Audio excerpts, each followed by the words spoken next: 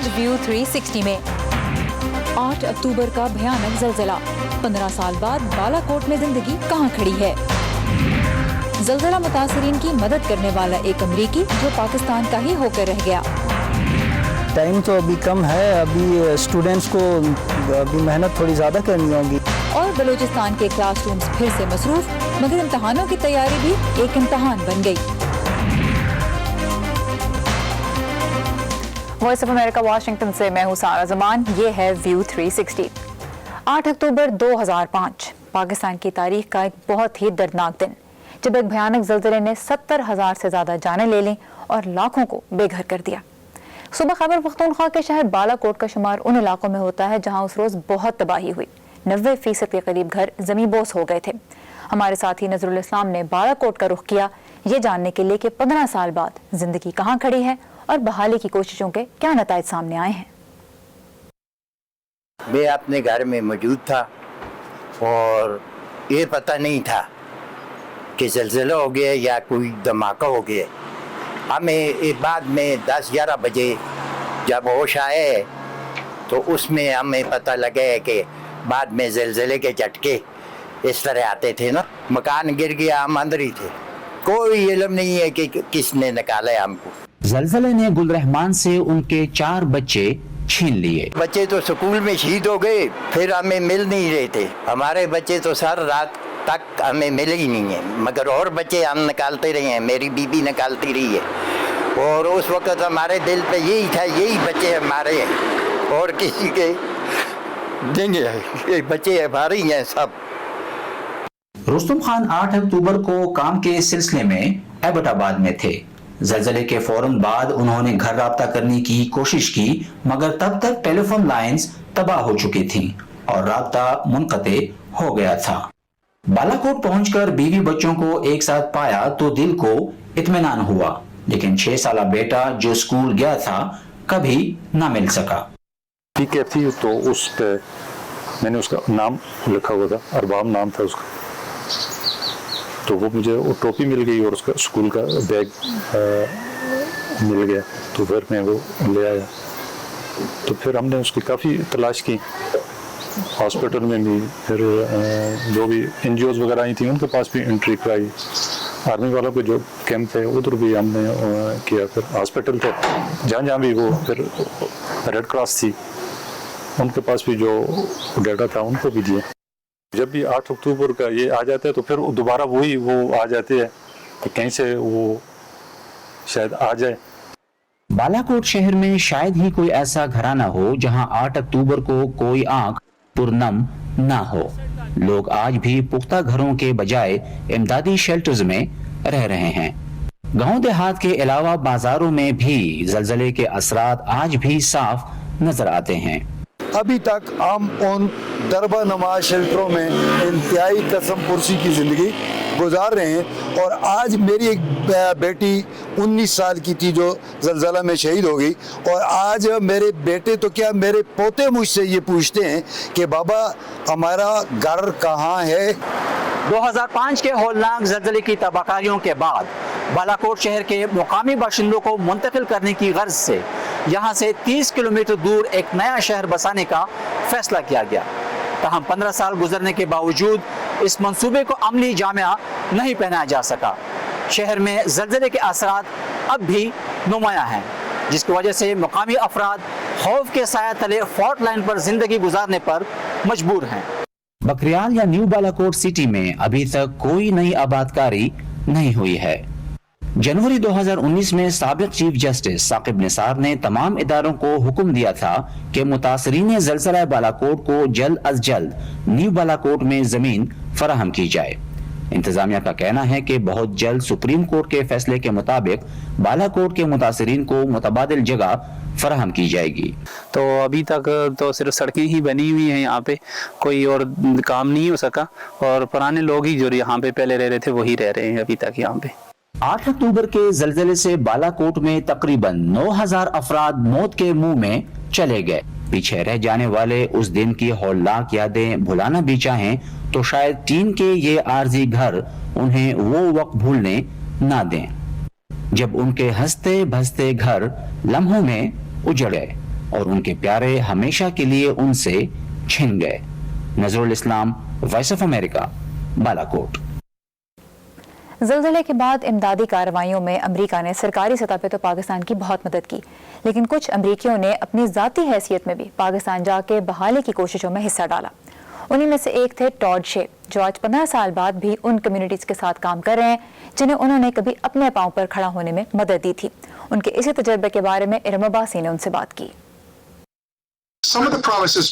कुछ ममालिक और गैर मुल्की तंजीमों ने जो वादे किए थे उनको पूरा नहीं किया गया।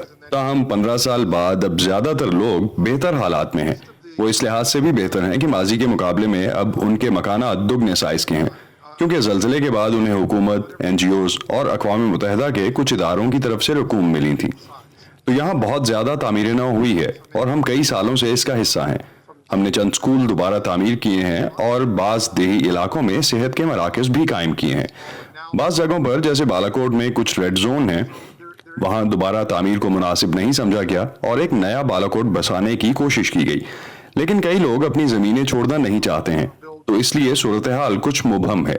लेकिन मजमूई तौर पर मुझे लगता है कि लोगों की हालत में बेहतरी आई है।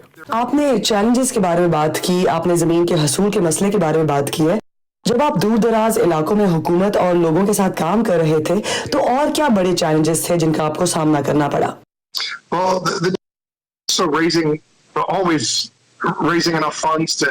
जी, काम जारी रखने के लिए फंड्स इकट्ठा करना हमेशा एक बड़ा चैलेंज था, क्योंकि मैंने महसूस किया कि ज़लज़ले के 1 साल से भी कम अरसे के बाद इस ज़लज़ले से मुताल्लिक़ खबरें आना बंद हो गईं। तवील मुद्दती तामीर नौ पर इतना ज़्यादा ध्यान नहीं दिया गया। फिर उस दुश्वार गुजार पहाड़ी इलाके में दूर दराज के इलाकों में पहुंचना बहुत मुश्किल था, तो वहां पहुंचने में वक्त ज़्यादा लगता था। हम मुकामी जीप इस्तेमाल करते थे और मुकामी लोग सड़कों को बेहतर जानते थे, तो गाड़ियों की मरम्मत पर उठने वाले अखराजात, ये सभी चैलेंजेस थे जिनका सामना हमें पहाड़ी इलाकों में करना पड़ा। लैंडस्लाइडिंग भी मसला था। इसके अलावा उमूमी तौर पर लोगों में गुर्बत बहुत ज्यादा थी। ताहम हमें लाइन ऑफ कंट्रोल की वजह से पाकिस्तान और इंडिया के बीच तनाव के बायस अपने काम में कभी मसला नहीं हुआ। आपने 2005 के ज़लज़ले के बाद पाकिस्तान में ही रहने का फैसला क्यों किया? जिन लोगों के साथ मैंने क़याम किया और काम किया, उन्होंने मुझे पाकिस्तान में रुकने को कहा। अमरीकी डॉक्टर्स ने जो मदद के लिए पाकिस्तान आए थे, उन्होंने यहाँ रुकने को कहा। उन्होंने कहा कि अगर आप इस काम को जारी रख सकते हैं तो हम अपने घर से आपकी मदद करते रहेंगे।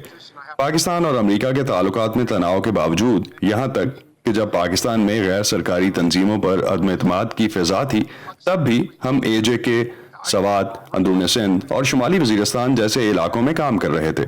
और जहाँ भी हमने काम किया, वहाँ लोगों ने हमसे कहा कि मेहरबानी से आप वापस आ जाएं। तो हम बहुत खुशकिस्मत महसूस करते हैं। लेकिन मैं पाकिस्तानी अवाम की मोहब्बत की वजह से यहाँ हूँ। पाकिस्तानी बहुत मेहमान नवाज हैं। अब पाकिस्तान में मेरी बीवी भी हैं, तो मेरी जिंदगी हमेशा के लिए पाकिस्तान से जुड़ गई है। I also have a wife in Pakistan, so now my life is tied to Pakistan forever. उस रोज ज़लज़ले से जो तबाही हुई, उसने पाकिस्तान में तो लोगों को अफसरदा कर ही दिया, दुनिया के मुख्तलिफ मुल्कों में भी जो पाकिस्तानी आबाद थे उनके दिल दहला दिए। उसके बाद हमने देखा कि बहुत से मुख्तलिफ मुल्कों में चैरिटी ड्राइव्स हुई, पाकिस्तानियों की बहुत मदद की गई। मुझे याद है मैं तब कैंपस पे अपने मौजूद थी, यूनिवर्सिटी की एक तालिबा थी, और किस तरह पाकिस्तानी और अमेरिकन स्टूडेंट्स ने मिल के चैरिटी ड्राइव्स की और लोगों की पाकिस्तान में भी मदद की और अपने पाकिस्तानी क्लास फेलोज़ के दर्द में भी वो शरीक हुए। उस दिन से जुड़ी बहुत सी यादें हैं, बहुत सी बातें हैं।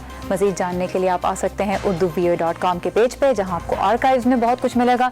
और उसके अलावा आज के दिन की अहम खबरों और दिलचस्प मालूमात के लिए आप हमेशा की तरह facebook.com/voa urdu के पेज पे लॉग ऑन कर सकते हैं। ट्विटर और इंस्टाग्राम पे भी हम मौजूद हैं। अमेरिका में इलेक्शन डे से कबल 40 लाख से ज़्यादा वोट डल भी गए हैं। 2016 में इलेक्शन से एक माह पहले तक तकरीबन 75,000 वोट ही डले थे। यूनाइटेड स्टेट्स इलेक्शन प्रोजेक्ट का अंदाजा है कि इस मरतबा 15 करोड़ तक अमरीकी अपना हक राय इस्तेमाल करेंगे। ऐसा हुआ तो वोटर टर्नआउट तकरीबन 65% तक जाएगी, जो 100 साल का रिकॉर्ड होगा।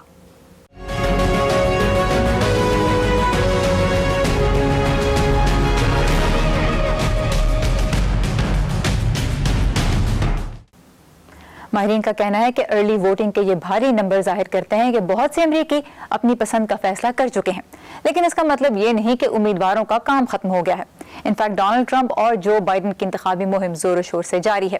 صدر ٹرمپ کی سرگرمیاں تو کورونا وائرس کی وجہ سے اس وقت وائٹ ہاؤس تک ہی محدود ہیں، لیکن جو بائیڈن نے دورہ کیا ریاست فلوریڈا کا۔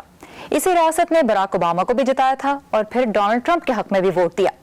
یہ وہ ریاست ہے جہاں جیت یا ہار امیدوار کی قسمت بدل سکتی ہے۔ صدر ڈونلڈ ٹرمپ صحت میں بہتری آنے کے بعد واپس وائٹ ہاؤس پہنچ گئے ہیں۔ صدر نے ٹویٹ کیا ہے کہ وہ 15 اکتوبر کو میامی میں ڈیموکریٹک صدارتی امیدوار جو بائیڈن کے ساتھ ہونے والے مباحثے کے منتظر ہیں۔ ٹویٹر پر جاری کی گئی ایک اور ویڈیو میں صدر ٹرمپ نے اپنی بیماری کے حوالے سے بات کی، جس کے سبب انہیں ہسپتال میں داخل ہونا پڑا۔ اسے اپنے اوپر غلبہ حاصل نہ کرنے دیں، اسے اپنی زندگیوں پر قبضہ نہ کرنے دیں، ایسا نہ ہونے دیں۔ ہمارے پاس دنیا کا سب سے عظیم ملک ہے، ہم کام پر واپس جا رہے ہیں، ہم سب سے آگے ہوں گے۔ آپ کے قائد کی حیثیت سے مجھے یہ کرنا ہوگا۔ مجھے معلوم تھا کہ اس میں خطرہ ہے، لیکن مجھے یہ کرنا پڑا۔ میں نے اس کا مقابلہ کیا اور میں نے قیادت کی۔ لیکن صدر ٹرمپ کی اپنی بیماری سے نمٹنے اور وبائی مرض کے بارے میں نقطہ نظر کو جو بائیڈن نے تنقید کا نشانہ بنایا ہے۔ وہ پیر کی رات ایک NBC نیوز ٹاؤن ہال کے دوران گفتگو کر رہے تھے۔ یہ ماسک اہمیت رکھتے ہیں، اس سے جان بچ جاتی ہے، یہ بیماری کے پھیلاؤ کو روکتا ہے۔ سماجی فاصلہ ضروری ہے بجائے اس کے بارے میں بات کرنے کے۔ میں نے ایک ٹویٹ سے جانا جس میں کہا گیا کہ آپ جانتے ہیں کہ بنیادی طور پر اس کے بارے میں اتنی فکر نہ کریں، جبکہ حقیقت یہ ہے کہ بہت سارے خدشات لاحق ہیں۔ 2,10,000 افراد ہلاک ہو چکے ہیں۔ بائیڈن صدارتی انتخاب کے لیے ایک اہم ریاست فلوریڈا میں جسے سوئنگ اسٹیٹ مانا جاتا ہے انتخابی مہم چلا رہے ہیں۔ جیسا کہ آپ سب جانتے ہیں اور صاف بات تو یہ ہے کہ اگر ہم فلوریڈا جیت لیتے ہیں تو آپ جیت جاتے ہیں۔ ایسے میں جبکہ بائیڈن قومی سطح کے عوامی جائزوں میں ٹرمپ سے آگے ہیں، اس ہفتے ایک جائزے میں بتایا گیا ہے کہ ریاست فلوریڈا میں دونوں امیدواروں کی مقبولیت تقریباً ایک جیسی ہے۔ 2016 میں صدر ٹرمپ اس ریاست سے جیتے تھے۔ سیاسی تجزیہ کار ریفرل سنشائن کا کہنا ہے کہ 65 سال یا اس سے زیادہ عمر کے ووٹر امریکہ میں ووٹرز کا اہم حصہ ہیں، کیونکہ یہی ووٹرز سب سے زیادہ پرعزم ہیں۔ ایسا لگ رہا ہے جیسے کہ درپردہ بائیڈن کی بڑی عمر کی رائے دہندگان میں جو معمولی برتری ہے وہ ریپبلکنز کے حق میں بڑھتی جا رہی ہے۔ سالٹ لیک سٹی میں نائب صدر کے امیدواروں کے درمیان بدھ کے روز ہونے والا مباحثہ صدارتی مہم کا ایک اور بڑا واقعہ تھا، اور صدر ٹرمپ کی بیماری کے بعد اس مباحثے کو اور بھی زیادہ اہمیت حاصل ہو گئی تھی۔ یہ ہر کسی کو یاد دہانی کروا رہا ہے کہ 74 سالہ صدر کے مقابلے میں 77 سالہ صدارتی امیدوار ہے، تو ان کے مقابلے میں نائب صدارت کے لیے قدرے جوان لوگ ہیں جو کہ اگلی بار صدارتی امیدوار بھی ہو سکتے ہیں۔ سیاسی تجزیہ کاروں کا کہنا ہے کہ صدارتی دوڑ کا نتیجہ صدر ٹرمپ کی کورونا وائرس کی عالمی وبا سے نمٹنے کے طریقہ کار پر ایک ریفرینڈم ہوگا۔ الزبتھ لی کے ساتھ اسد اللہ خالد، وائس آف امریکہ۔ امی، حکمران امریکہ کے ہوں یا ہندوستان کے، افغانستان کے یا پھر پاکستان کے، انہیں کچھ نہ کچھ تو کہنا ہے نا اپنے ملک کے لیے۔ لیکن ایسے میں ہمارا کام کسی حکمران کی بات پر ناراض ہو جانا یا پھر تالیاں بجانا تھوڑا ہی ہے۔ خدا بس اتنی سمجھ دے کہ جو جیسا کہے ہم اسے ویسے کا ویسا آپ تک پہنچا سکیں۔ باقی پھر آپ تو سمجھدار ہیں، بڑی جنگ پاکستان ٹیررزم کے خلاف لڑ رہا ہے اس پروفیشن میں نا امی، بس اتنا سا تو خواب ہے۔ خبر جیسی پہنچے ویسی، ویو 360 صرف آج نیوز پر۔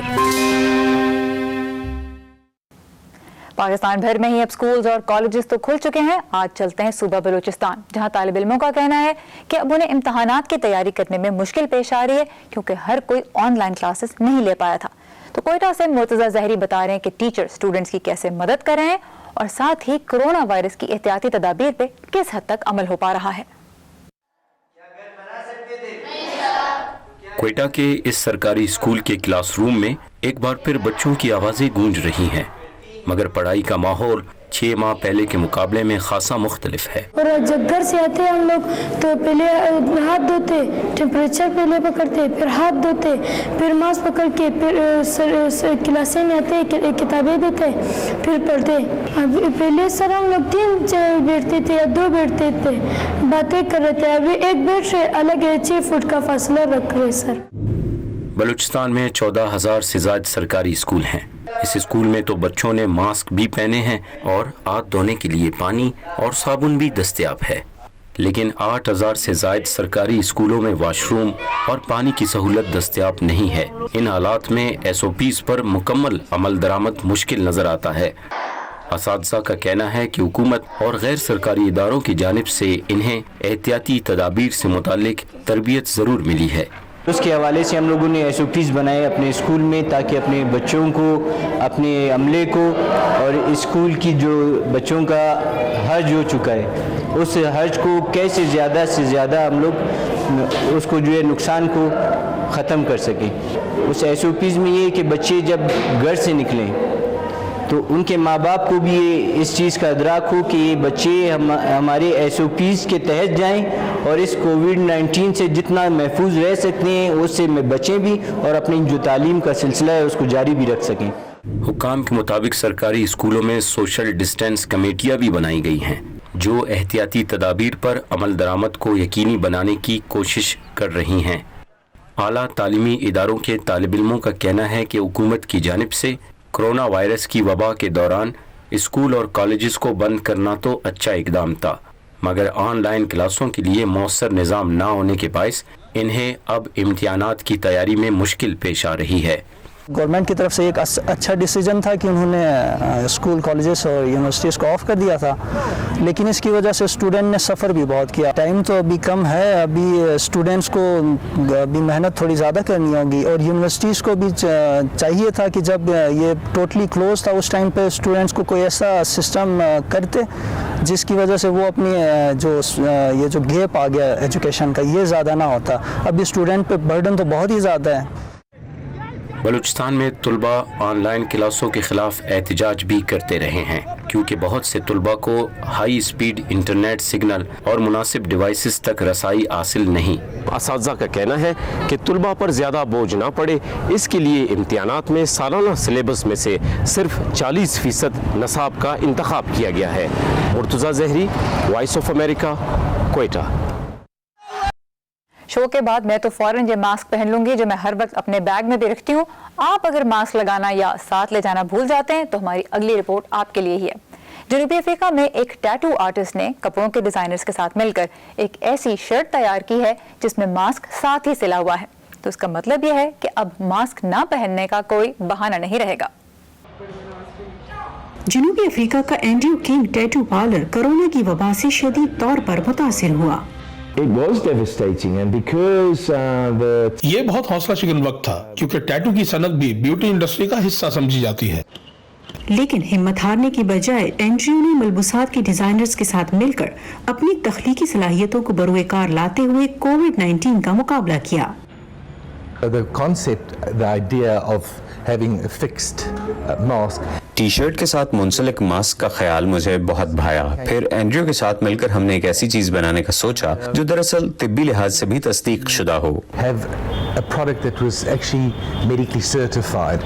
और इस कोशिश का नतीजा एंड्रयू की ब्रांड है जिसके गर्दन वाले हिस्से में एक फिल्टर लगा है जिसे अलहदा से टेस्ट भी किया गया है। हमने हाल ही में D15 मास्क टेस्ट किया जिसका नतीजा बहुत अच्छा रहा। खास तौर पर निस्बतन बड़े जर्रात से बचाव की वजह से ये कोविड-19 का फैलाव रोकने में बहुत कारगर है। वायरस से बचाव के लिए गर्दन के इर्द गिर्द मौजूद कपड़े से मुंह और नाक ढांपी जा सकती है और जब जरूरत ना हो तो इसे हटाया भी जा सकता है। ये बहुत काबिल अमल है। आप जिस जानिब चाहें आसानी के साथ गर्दन घुमा सकते हैं और जब चाहें मास्क उतार सकते हैं। इसका इन्हिसार आपकी जरूरत पर है। बरआज़म अफ्रीका के कोरोना से बुरी तरह मुतासिर होने वाले इस मुल्क में ये शर्ट बहुत मकबूल हुई है। it's good to wear them. अगर आप अपना मास्क भूल जाएं तो उस वक्त आपकी शर्ट के साथ मुंसलिक मास्क काम आता है। इसे मुंह पर लगाना और हटाना आसान है। इसके साथ आप आराम से सांस भी ले सकते हैं और ग्राहकों से बातचीत में भी आसानी होती है। Comfortable and it's easy breathable and easy to talk through as well. और कोविड-19 से समझौता करती इस दुनिया में ये एक और नई तख्लीक है। फ्रैंको पगलीसी की रिपोर्ट के साथ Nilufar Mughal, voice of America. शुक्रिया शुक्रिया शुक्रिया कोरोना से मुतासरा मरीजों का इलाज करने वाले डॉक्टरों का, अपनी सेहत खतरे में डालकर काम जारी रखने वाले नर्सिंग और पैरामेडिकल स्टाफ का शुक्रिया, पुलिस और सिक्योरिटी इदारों के अहलकारों का, फलाई इदारों और रजाकारों का, दर्स व तदरीस का सिलसिला जारी रखने वाले असातिज़ा का शुक्रिया, हुकूमती अहलकारों का, सहाफियों का और आप सबका, क्योंकि हम सब मिलकर इस वबा को हराएंगे। पाकिस्तान में माहिरीन सेहत का कहना है कि कोविड-19 का खतरा अभी टला नहीं, लेकिन लाहौर में हजरत अली हजवेरी उर्फ दाता गंज बख्श के सालाना उर्स पे हजारों लोग मुल्क के मुख्तलिफ शहरों से आए। मेले का समा इस साल भी नजर आया। तो जब भी ये उर्स होता है, इस पे बहुत सी मुख्तलिफ खाने पीने की मजे मजे की चीजें भी बनती हैं, जिन्हें लोग उस वक्त खाते भी हैं और बहुत से लोग वापस अपने शहरों को भी लेके जाते हैं। तो कुछ मजेदार पकवान दिखा रहे हैं नवीद नसीम।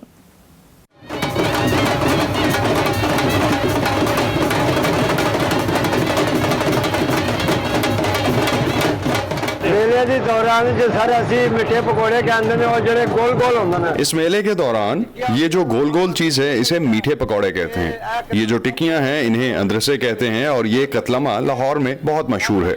ये हम बनाते हैं। तकरीबन 40 साल से मैं इसी दुकान पर काम कर रहा हूँ। तो कतलम में अंद्रसे और पकौड़े इस मेले पर बहुत ही ज्यादा बिकने वाले पकवान हैं। जितना झूठ मारो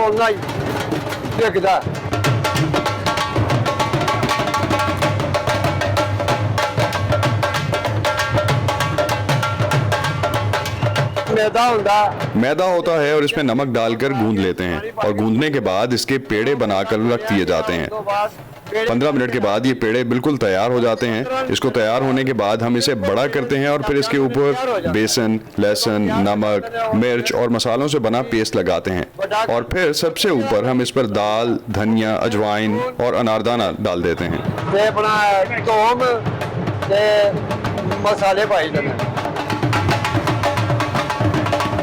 फैसलाबाद से आए हैं दाता साहब को सलाम करने के लिए। और ये जो आप देख रहे हैं ये कतलम्मा है, ये मतलब फैसलाबाद में नहीं मिलता, ये आपको लाहौर दाता दरबार से ही मिलेगा। पिशावर से आए हैं दाता साहब दाता दरबार के लिए। तो यहाँ से जब भी हम जाते हैं, घर में जाते हैं वापस, तो ये कतले में और अमृत से हम साथ लेके जाते हैं ताकि वो भी मज़ा आ जाए। और हमें खा के बहुत मज़ा आया। दाता गंजबख्श के उर्स से हम 15 दिन पहले ही इसकी तैयारी शुरू कर देते हैं और जब चिराग आ जाते हैं तो हम पकाना शुरू कर देते हैं।